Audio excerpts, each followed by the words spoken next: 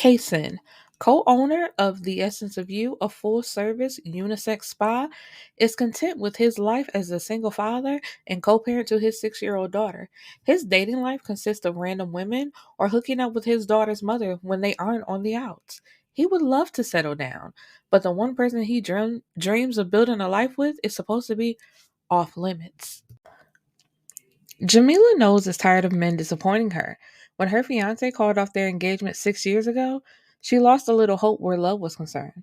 She co-owns a full-service unisex spa with her best friend and doesn't have time to waste on men who don't know what they want out of life. While on a hiatus from the dating world, Jamila's best friend makes a request of her. If she accepts the naughty request, it will change everything. Find out what happens when best friends become lovers. Is over a decade of friendship worth risking for a night of sexual pleasure like you've never experienced? Will they regret crossing the line and decide they're better off as friends? Will Cason make her come? Hello, my beautiful people, and welcome back to the Bibliophile's Bookcase. I am your host, Erica the Bibliophile. Now, before we jump into the story, I just have to say, if you are here from TikTok, thank you so much for the support. I really appreciate it. And as always, I'm asking after you hear an episode if there's any advice you want to give me on how to improve or how to reach out to more people. I am definitely open, to any critique anyone may have for me. And thank you for listening. So, and if anybody else is confused who may have already been listening, I made a TikTok where it's a trend of using a little baby sound where it's like you might want to give up on something or stop doing something, but there's motivation to keep going. So I might put the link in the description, so if you want to see it, you can go see it. But yeah, I talk about wanting to quit the podcast because I don't get any listeners, or like not a lot, like maybe 4 or 5 each episode. But I really enjoy talking about books and I enjoy doing this, so I'm going to keep going anyway. But for me, I got a lot of support. I think the video now is like at 8,000 views or close to 8,000 views or something like that. And it's like 45 comments. It's at 45 comments, but maybe subtract like 10 that are from myself personally. So 30 comments where there are people encouraging me, telling me to keep going and that they're going to support or they're going to listen. And I just really appreciate that. So if you are here from the TikTok, thank you so much. And let's jump right into the story. So today, because it's not going to be that long, I didn't know that they had a Naughty November thing going on. Was this last year? Let me see. Yep, it was last year. So in the month of November, there's 14 books from different authors where it's of course by the title Naughty November, so it's naughty. And Miss Shanee, I believe, what book of hers did I do? I believe it's called Conflict of Hearts or Conflict Hearts, something like that. So I've read her work before, and then I saw this. I said, "Oh, okay, then I like this."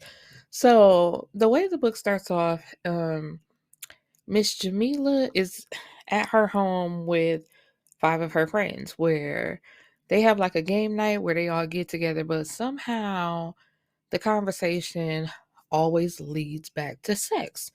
And she gets up walking away from the table because she like, every time we come together, it's this conversation, and I'm not doing this with y'all. I don't want to talk about it.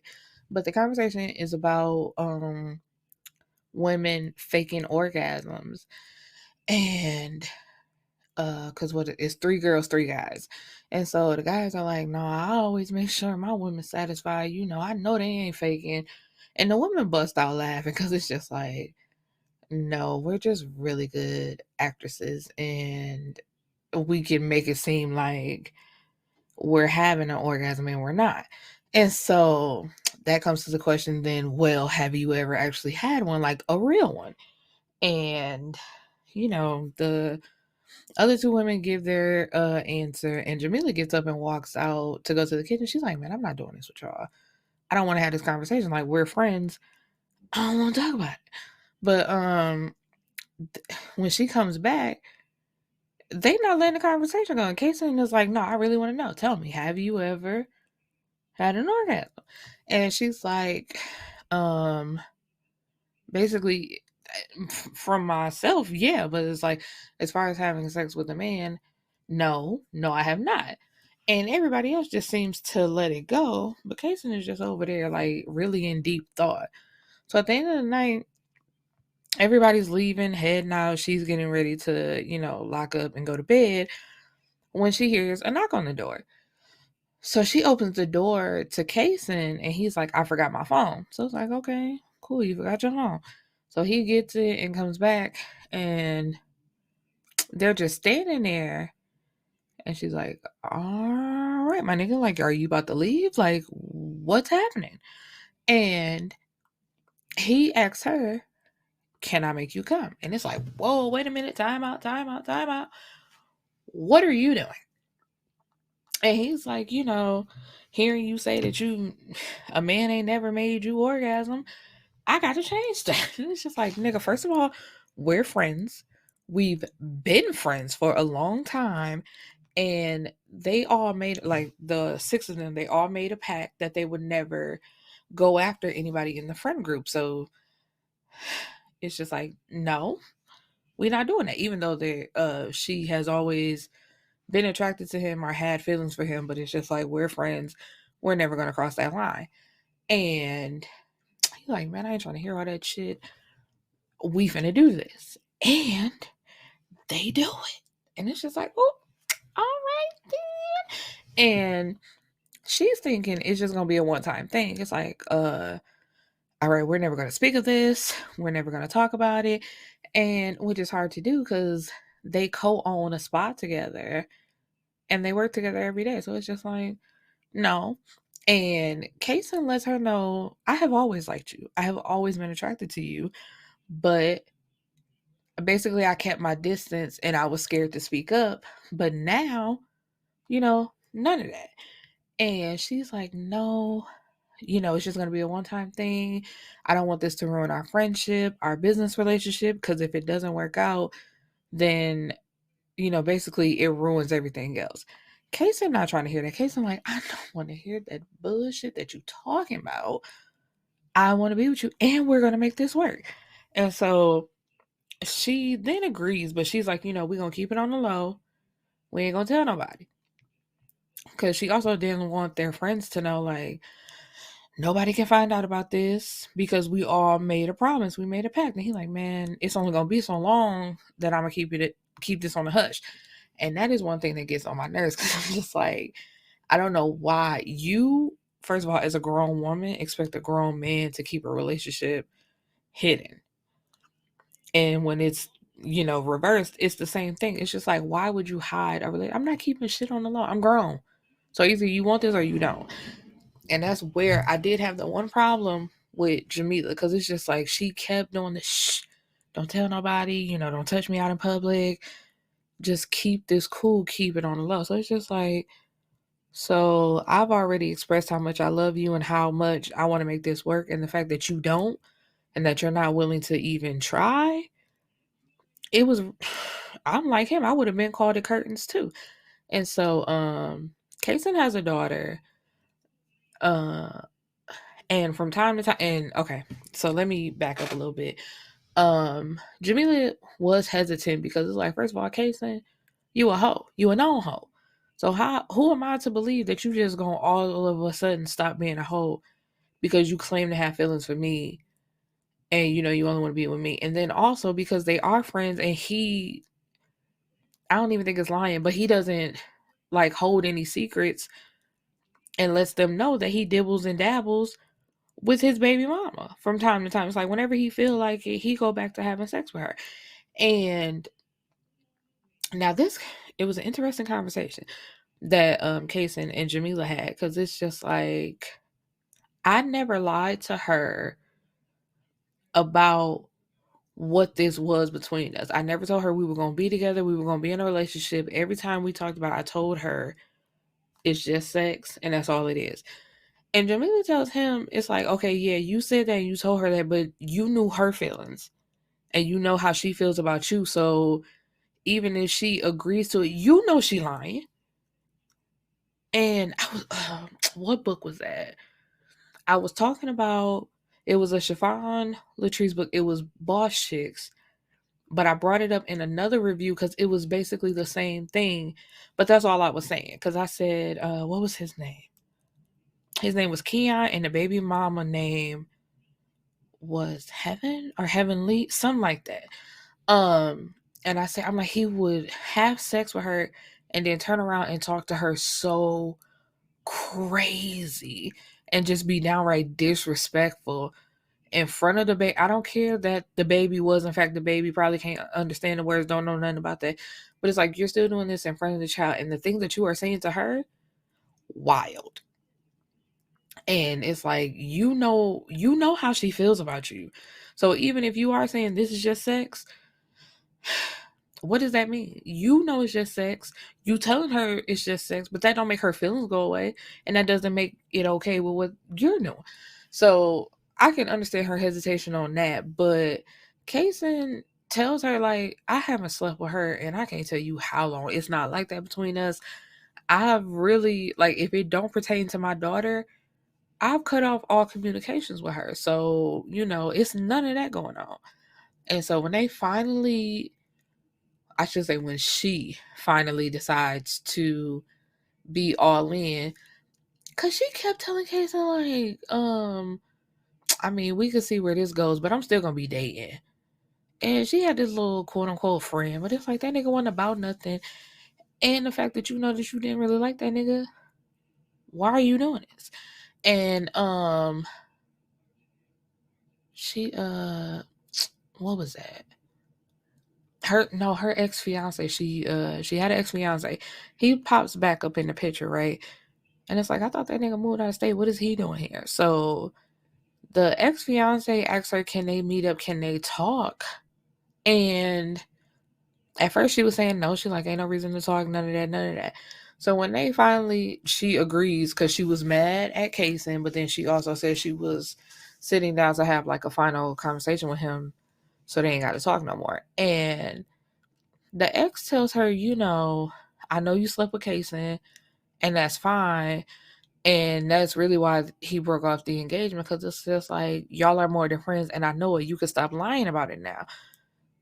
And she's like, what are you talking about? Like, I'm basically trying to explain herself. She's like, we have something going on now, but while we were in a relationship, nothing ever happened between us. So she's like, where are you getting this from?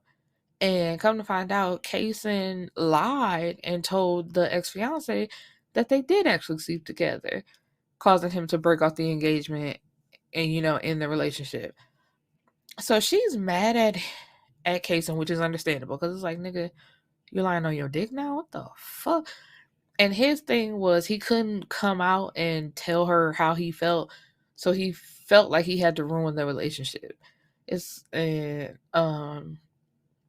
She even admits to herself, if they did end up getting married, they probably would have got divorced soon after, because she knows that the ex wasn't who she was meant to be with anyway, but she's still mad about the fact. It's like, nigga, why you lying on me? You could have just came and said, like, you not meant for him, you meant for me. Sometimes shit, break up the wedding and be like, baby, please, on your different world shit. Like, if you gonna do it like that, but to lie to that nigga and say you slept with me knowing you haven't had sex with me, it's crazy. And I'm like, that goes back to the whole, this is why I do not like the friends to lovers trope, because y'all be lying and then get mad at everybody else when ain't nobody believing y'all fucking lies. Like, y'all are not friends.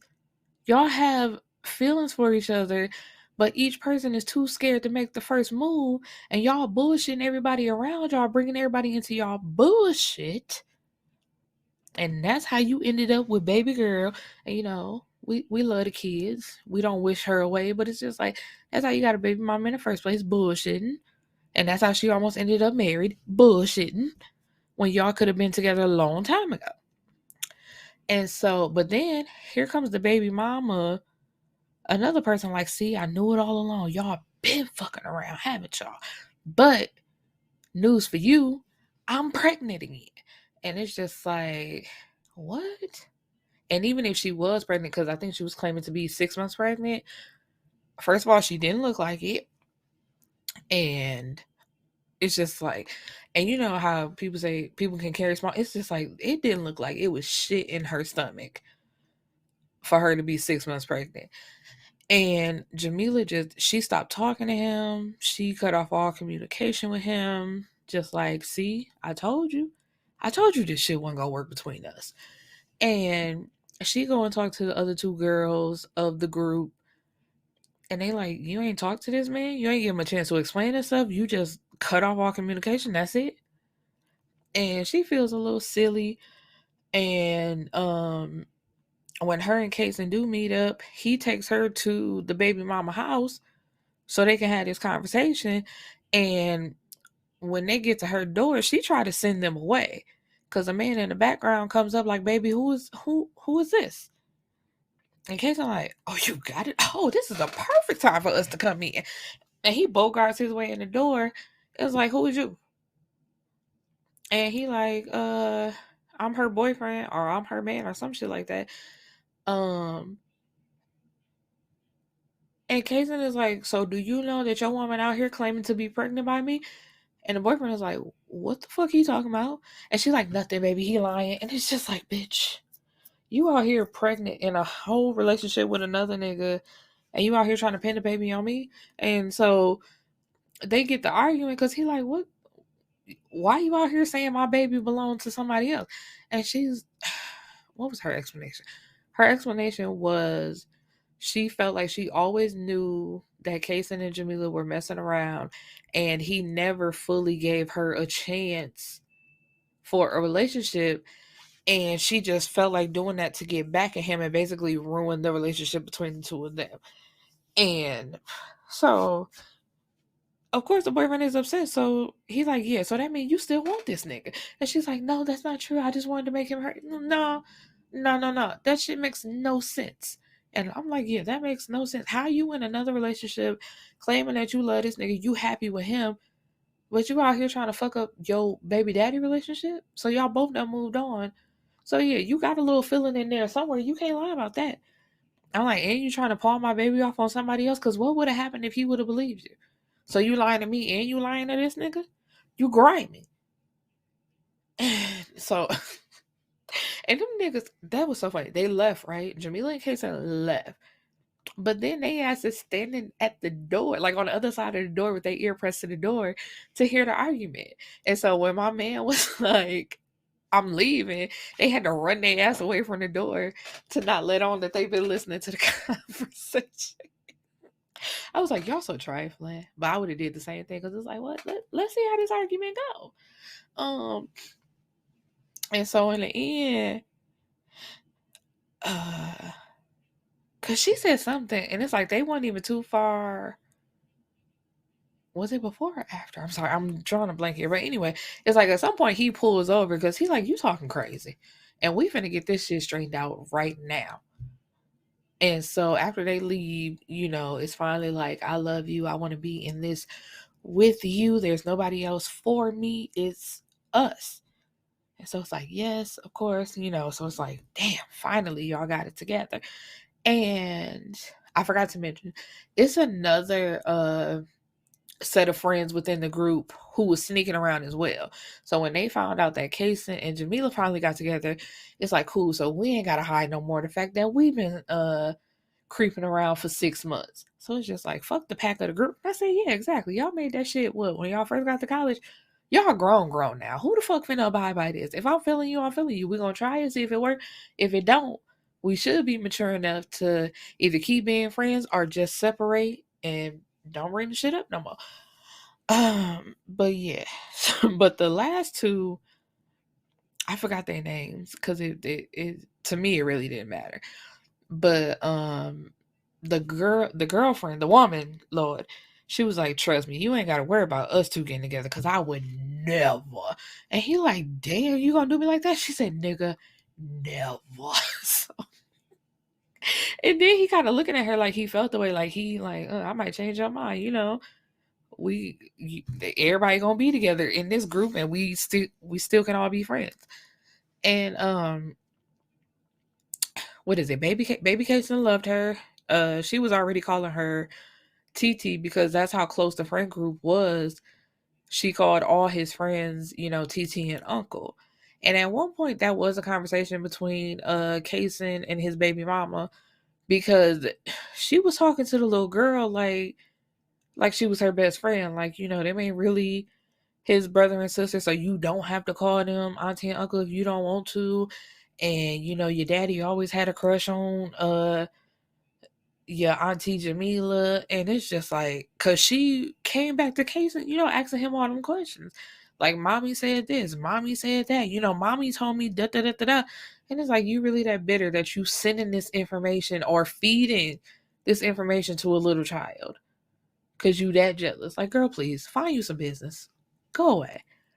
All right, my beautiful people, that is the end of this book. I don't know if I'm gonna do all 14, but I might do another book from this Naughty Novels. And I didn't even know it exists. I said, see, they got what is it? I think they got one for every holiday. Like, these authors get together and they just create these series. Because I know there's one for New Year's, there's one for Valentine's Day, there's one, what did I say? New Year's, Valentine's Day, Christmas, obviously Naughty November. I'm pretty sure some other ones that I just can't recall off the top of my head. But I like when they get together and do things like this, like the unity within the Black authors community that I'm seeing. I'm really enjoying. I really love that. All right, peace and blessings, my beautiful people, and I will see you back in the next episode.